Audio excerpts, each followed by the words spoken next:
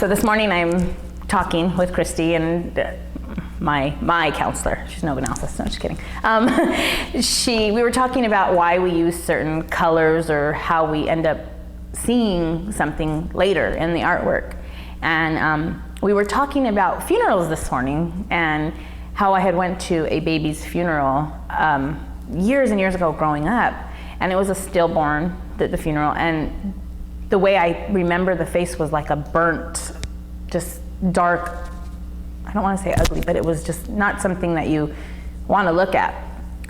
Part of my domestic violence story is that I did bury 2 children that were stillborn. And when I did my art last week, I didn't know why I did their face so dark, but looking at it this morning, I realized, oh my goodness, I painted their face the way I remember seeing that baby. Even though it's not how my baby looked, that's what I remember. So the healing doesn't always happen right away. Sometimes it happens way down the line, but it really, really heals you, and it's kind of amazing. It wasn't until I did a project called Traveling Stories where we took a suitcase and we made the suitcase to show our journey through life and our experiences. And I actually sat there and I thought about all of my abusers. I'd never done that before. I've spent most of my time trying to forget them. I mean, of course, the images would come and get triggered in really unhealthy and really traumatic ways. But when I made my suitcase, it allowed me to bring them up in a safe place and express them in a safe place. I mean, and even just creating my piece in a room where other people were there was huge. I mean, and I even sat there and I made an image in my suitcase to represent my vagina, and I made hands to represent one hand for each of the people who have abused me. And I went through and I made a hand for each of them. So the fact that I was able to do that, and then that I was able to share about my suitcase and write words to be displayed with my suitcase, and then it was on display at one of our exhibits. All of these secrets that I had spent my whole life burying, I had in an art exhibit, on purpose. I had it in an art exhibit. Oh my gosh. Sometimes when we do the art, so many emotions come out, and some you don't realize right away, some you do. I never thought that my kid's father, of my children that I have living with me now and that are mine, I never thought he was an abuser while I was in it.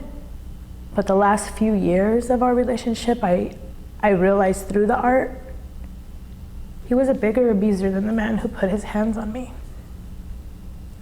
Because my bruises and the blood's gone from one abuser, but the words and the things that he said to me and did to me are always in my mind. No one went and looked at my piece and said, oh, that didn't happen to you. That woman who caused all of this. No, people were like, wow, I can't believe that you experienced that. Look how strong you are. Oh my gosh, it was so affirming to me. And my piece, I entitled my piece, What Lies Beneath?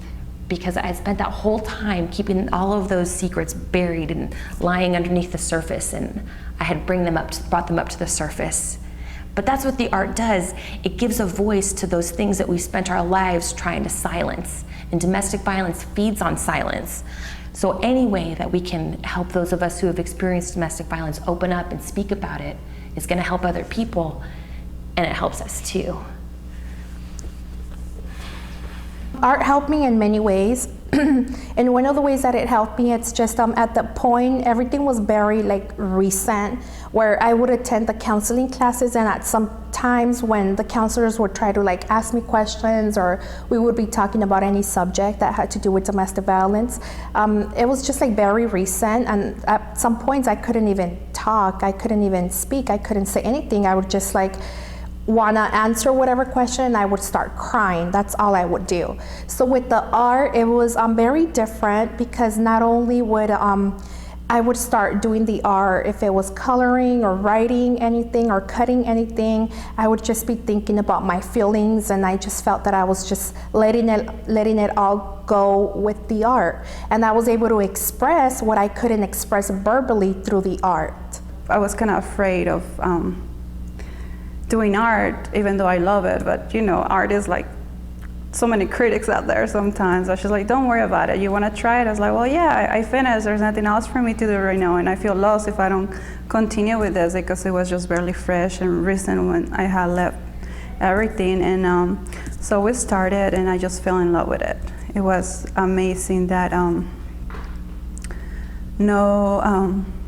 how comfortable and how powerful the projects were. And one of the first projects we did was a walk in my shoe, and that just kind of opened up a whole Pandora box. I ended up having all these emotions, and even though they provided the materials for us, I was like, I wasn't feeling it. So I went home, I asked Chris if I could take it home, and I was just brainstorming because all these emotions were coming up for me and everything, and I ended up ripping my wedding dress apart.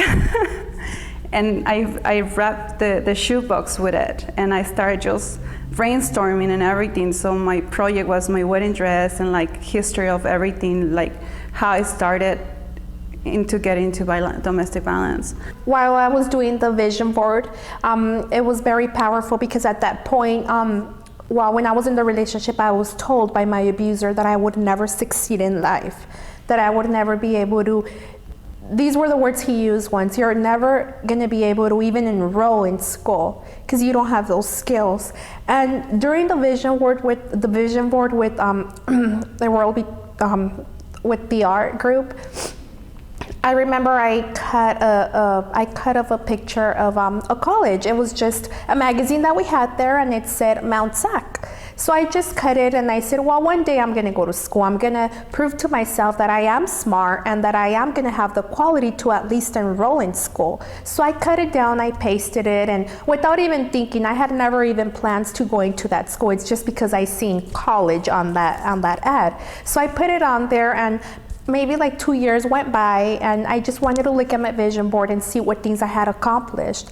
And coincidentally, I realized how I had that Mount Sac ad on there, and at that time, I was already done with my first semester at Mount Sac. So I realized how important it was, and the good benefits and the good energy and outcomes of art to heal ourselves, to heal what we have been through, and especially through this group. And I just thought that was very important, and that even gave me more motivation to stay out of the relationship. Of course, I never went back into the relationship. I've stood away from that relationship, and it just makes me want to do all kinds of positive things and keep on doing the art because I'm able to express what I go through on a daily basis.